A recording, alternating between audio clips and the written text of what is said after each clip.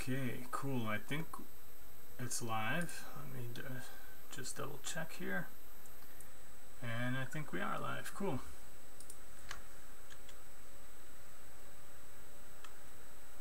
Okay, cool. I see Bev. Welcome. Hopefully the sound is okay. One of these days I will get a microphone, like with a headset and everything. I don't have it now, so hopefully the sound is okay. I've had a couple complaints about the computer fan being too loud. I can't do anything about it today, but hopefully you guys still make out everything, and then long term I'll try to get something better than this. But I'm going to do a short stream today, so I just wanted to do a couple of things related to climate change specifically. So the last live news stream that I did, I talked about some things related to climate change, and there was quite a few comments coming in from Liam, and I mean, he's really kind of addressed a couple of questions to me in the past about climate change as well, kind of doubting the human impact to climate change, and so that's really kind of what prompted me to make this video. So Liam, if you're watching, hey man, hope it's all good, and you know, we can talk about this more, you know, directly as well if you want. I'd be happy to do that.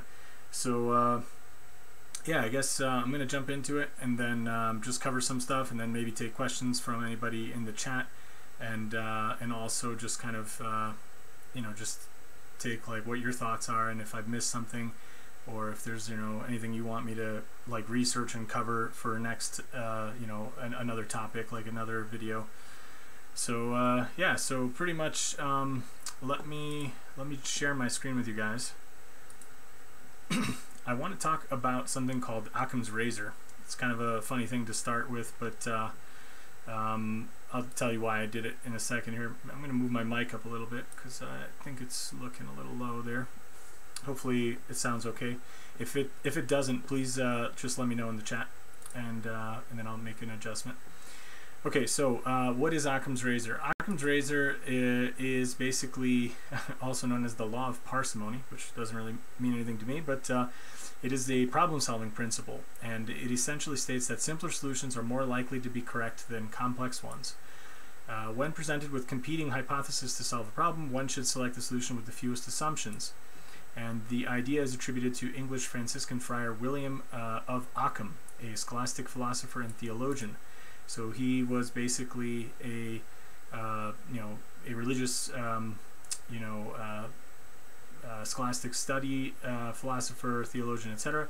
And he came up with this idea that basically, you know, when you can explain something with a simpler set of assumptions, fewer assumptions, it is more likely to be correct than requiring more assumptions and more kind of explanations. Why do I talk about this? The reason I'm bringing this up is that Liam, you made some comments in the chat about how, you know, it's basically like climate change is not a legit, you know, science, or that scientists have been kind of coerced or forced by, you know, either governments or, you know, maybe potentially industry to kind of give their opinion in defense of climate change, or as in a defense of it being a man-made happening.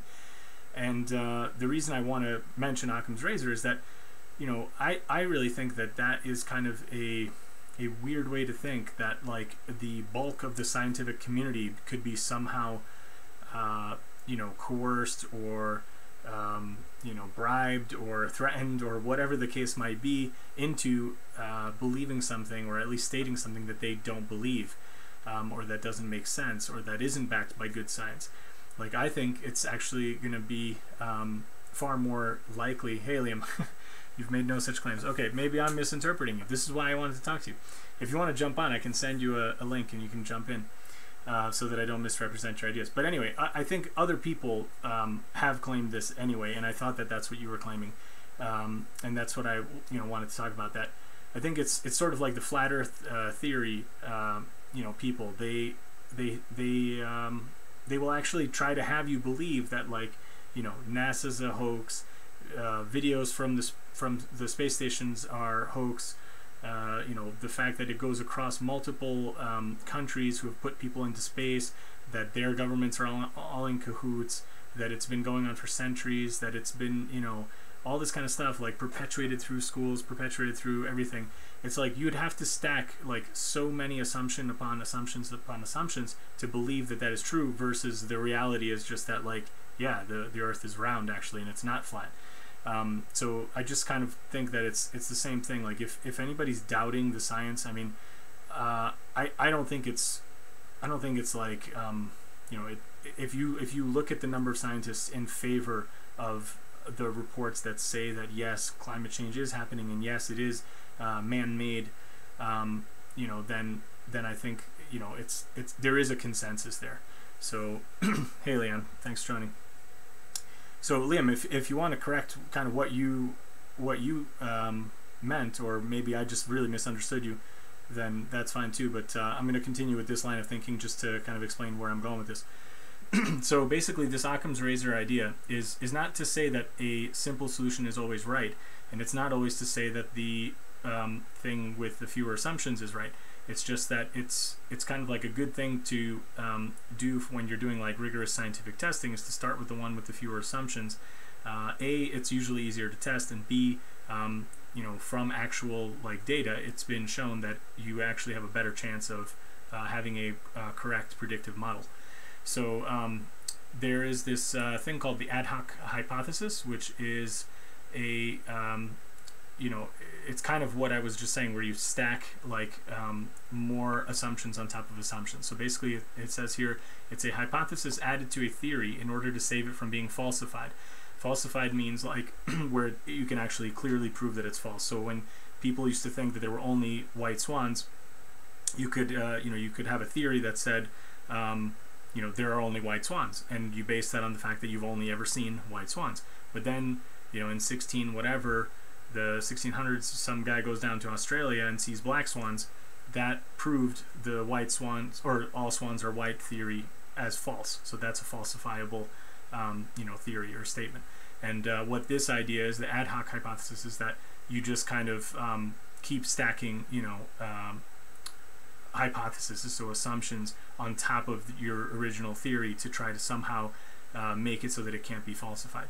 So you could say, well, those swans weren't really black, somebody spray painted them, or, you know, I don't believe it, you know, that was from 1600s, you know, has anybody seen one since? Or, you know, you can just kind of keep going. Now this is a silly example, I'm just using it to explain the idea. So hey Angry Vegan, thanks for joining.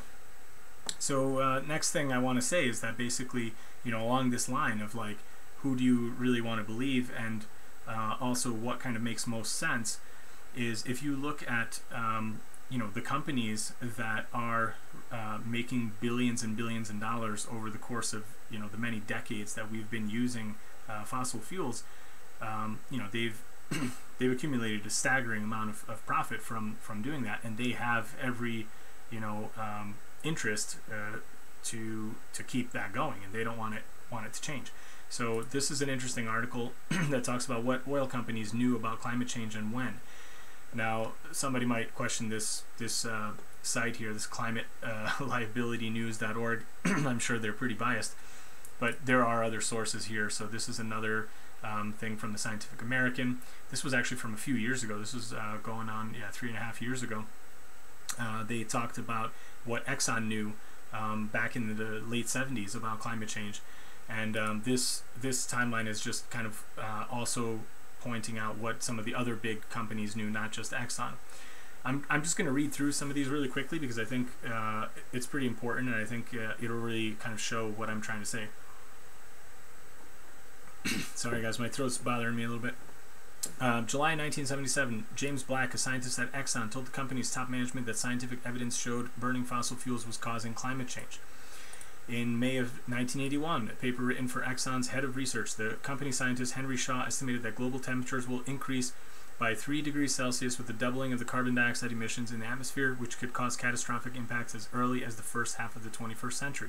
I'd say we're pretty well on track for hitting those numbers. 1982, November, Exxon distributed a paper internally on climate change that it advised major reductions in fossil fuel combustion for limiting global warming.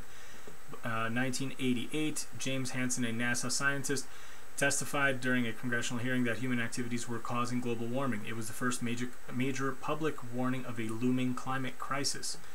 1988, Shell prepared an internal report called The Greenhouse Effect that analyzed the impacts of climate change. It noted that the fossil fuel burning was driving climate change and quantified the carbon emissions from its products. Oil, gas, coal made up 4% of global emissions in 1984. In 1989, a move to coordinate a public response to the growing attention on the climate change, a group of big businesses, including Exxon, BP, and Shell, formed the Global Climate Coalition. It set out to cast doubt on climate science and lobby against efforts to reduce greenhouse gas emissions. I want to jump in here for a little bit because if you guys, I think a lot of people watching, obviously you guys are vegans, you probably have seen the videos from the likes of Dr. Greger on nutritionfacts.org when he talks about the tobacco industry doing these kinds of, doubt is our business type propaganda moves, where they wanted to basically call into question the scientific evidence that showed that smoking is causing lung cancer in people and that it's incredibly unhealthy.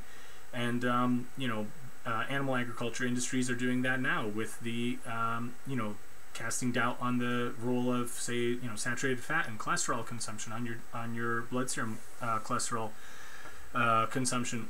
Sorry, your blood serum cholesterol levels. And that they actually actively work to get, scientific confusion and make people not understand that there is a scientific basis for this and that there is a broad, general scientific consensus. Hey, Starchill.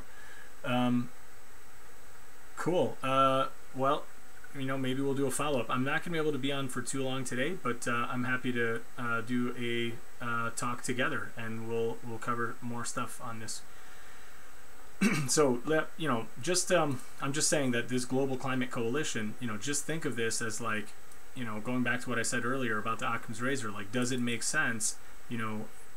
Is it plausible? Is it possible that, these companies did in fact know what they're doing and did in fact try to create, scientific, confusion around the topic?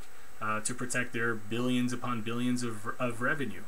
I think it's a very plausible and possible and probable explanation that yes.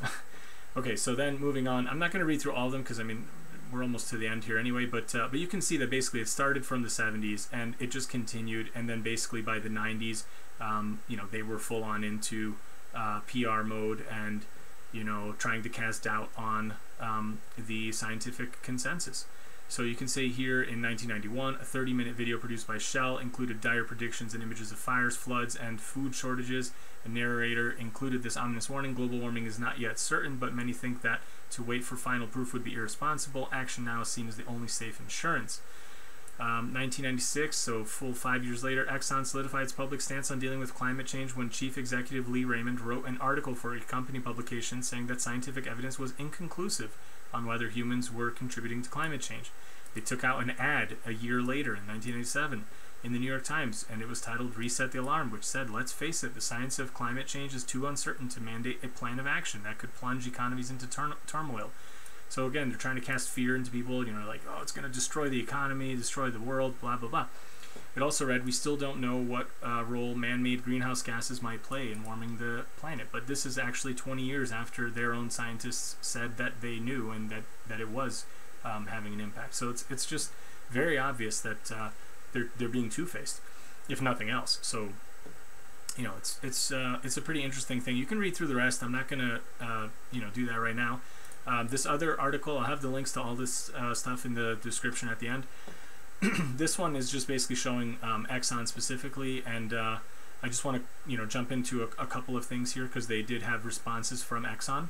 So I don't want to just make this be like I'm just accusing them of all sorts of stuff and not giving them the floor here at all to kind of respond to this.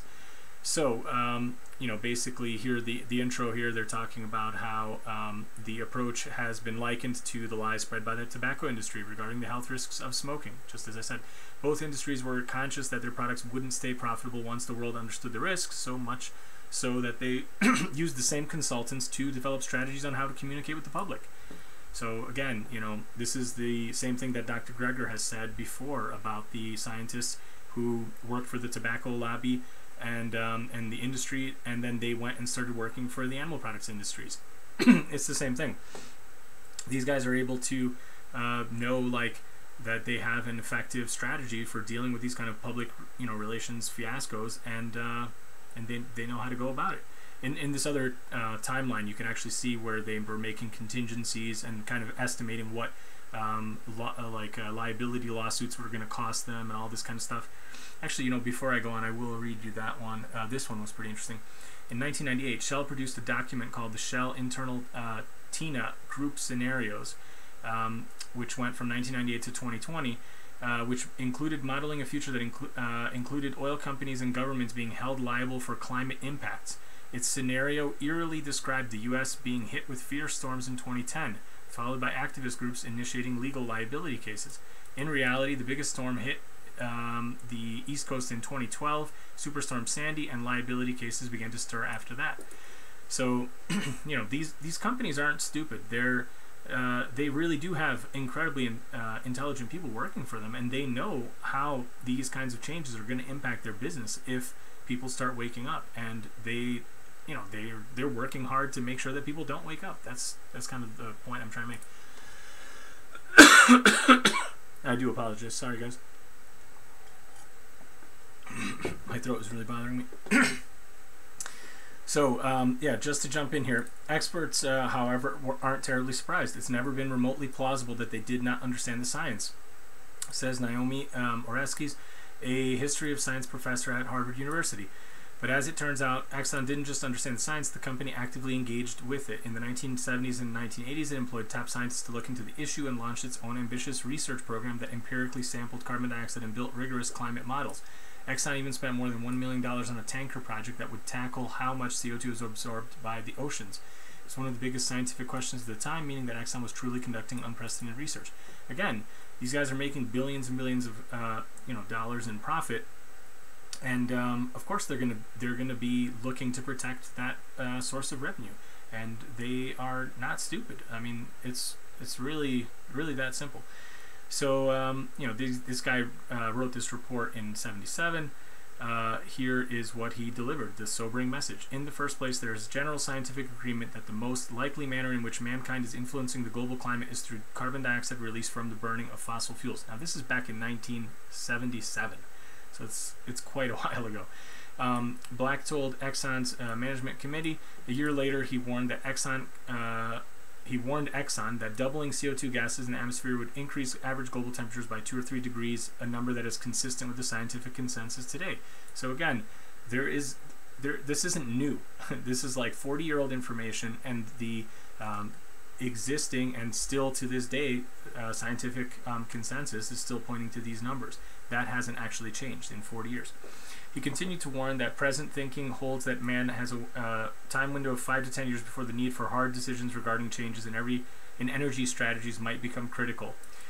So, but ExxonMobil disagrees with that any of its early statements were so stark, let alone conclusive at all. We didn't reach these conclusions, nor did we try to bury it like they suggest.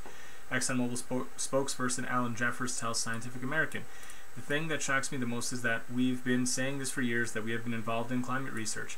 These guys go down and pull some documents that we made available publicly in the archives and portray them as some kind of bombshell whistleblower expose because of the loaded language and the selective use of materials." So he's basically saying, like, yeah, it wasn't that conclusive. The guy's quotes are being taken out of context, and, you know, there wasn't that much of a consensus as it appears. Interesting. One thing is certain, in June 1988, when NASA scientist James Hansen told the congressional hearing that the planet was already warming, Exxon remained publicly convinced that the science was still controversial. Furthermore, experts agreed that Exxon had become a leader in campaigns of confusion. By 1989, the company had helped create the Global Climate Coalition, disbanded in 2002, to question the scientific basis for concern about climate change. It also helped to prevent the U.S. from signing the International Treaty on Climate, known as the Kyoto Protocol, in 1998 to control greenhouse gases. Exxon's tactics not only worked on the U.S., but also stopped other countries such as China and India. As we know, those are two of the biggest polluting countries right after us, and in the U.S. And they also didn't sign the treaty. So at that point, a lot of things unraveled, Oresky says. So, you know, I'm not really going to go through the rest of the article. Definitely read through it if you want.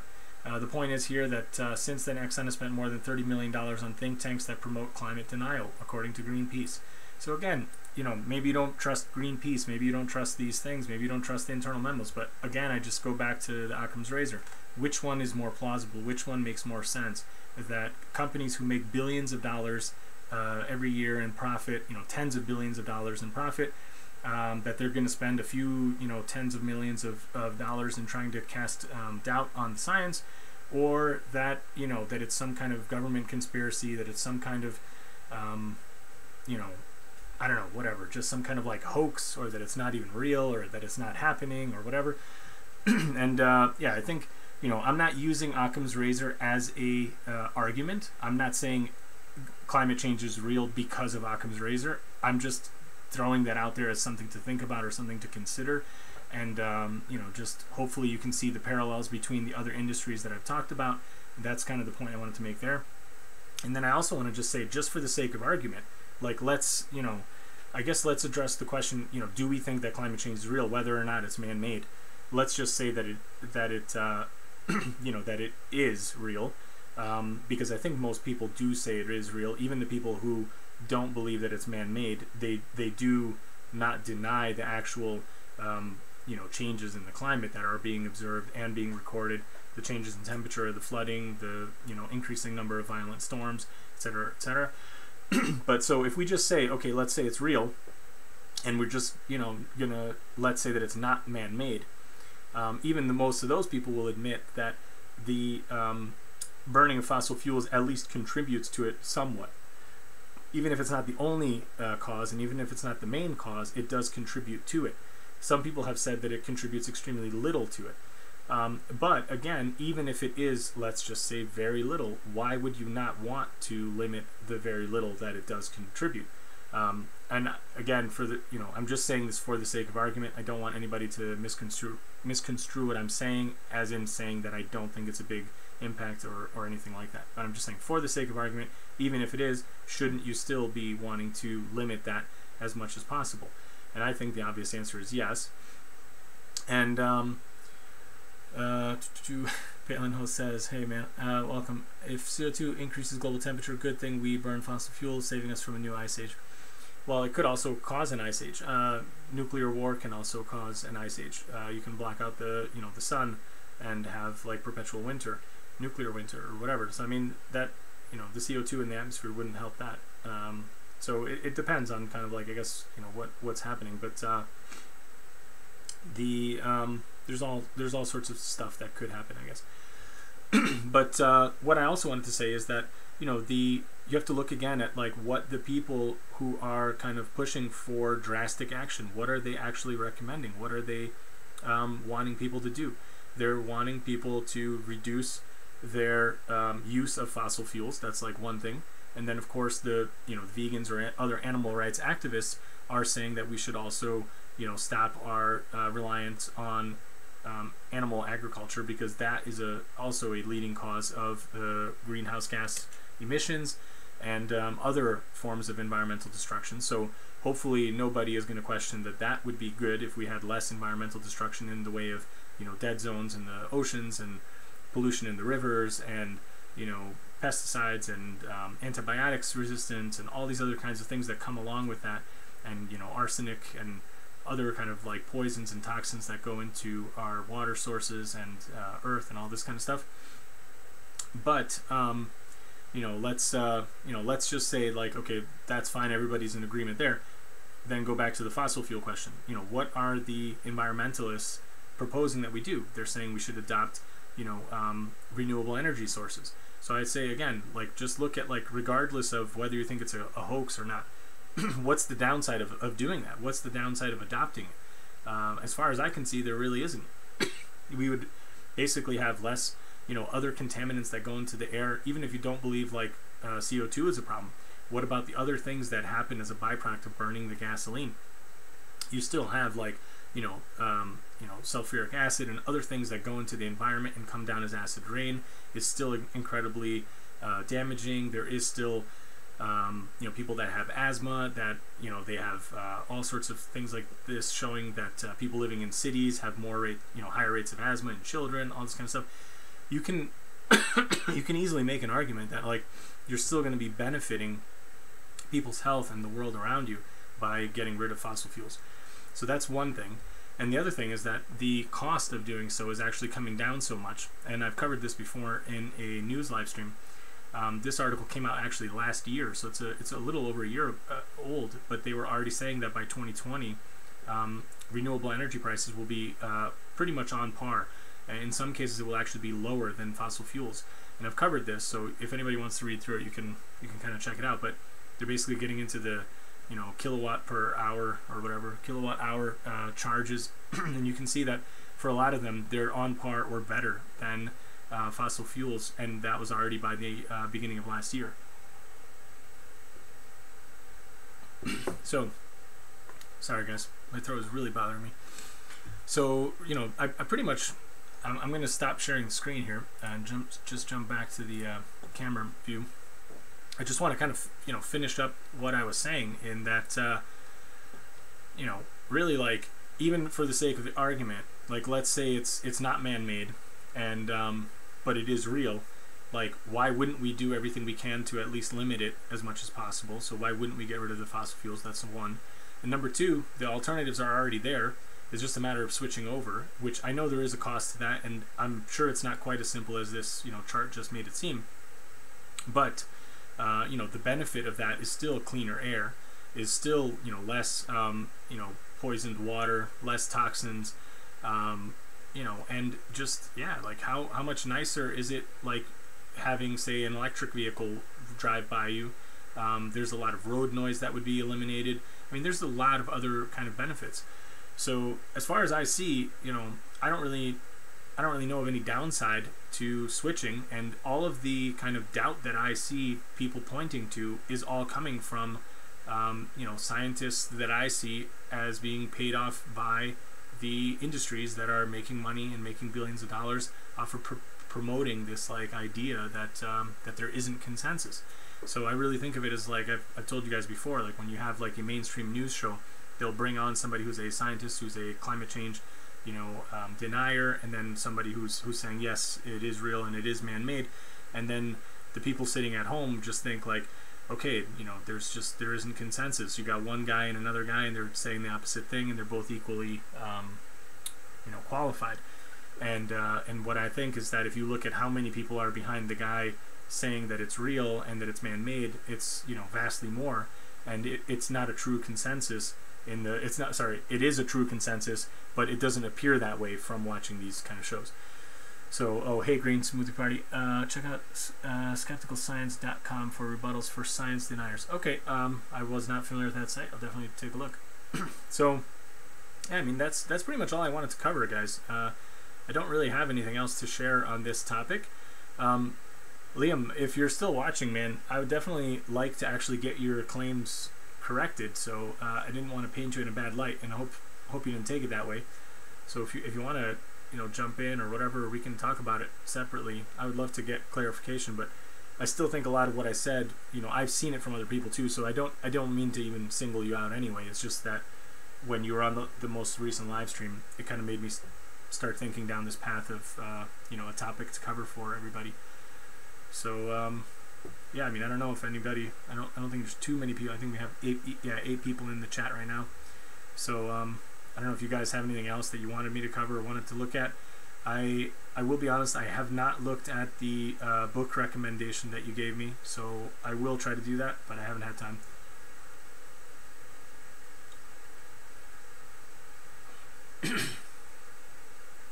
Okay, cool.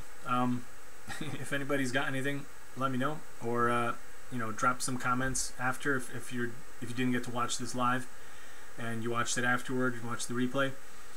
If there's anything I should have covered, or that you think is kind of wrong in what I'm saying, I'll definitely look into it. And if you have anything that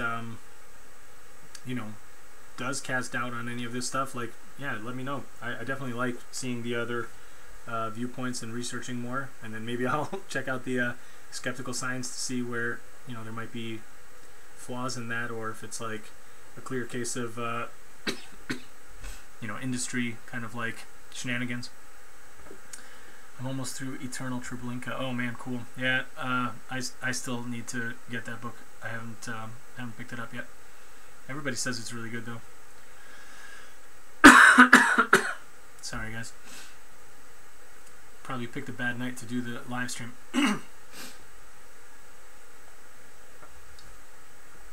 Anyway, so tomorrow is March 15th here in Hungary. This is the anniversary of the revolution back in 1848.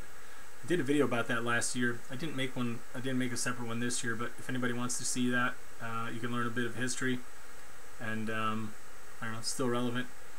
And a lot of the, you know, the revolution was for, you know, more liberty, and I'm still a big proponent of the book On Liberty. I've talked about that before. I talk about it in that video, so go check that out, guys, if you want. And I think that's pretty much it then. I'm going to say goodnight. So I hope you guys had a good one, and enjoy the rest of your day or evening or night. See you guys. Thanks for everybody being on.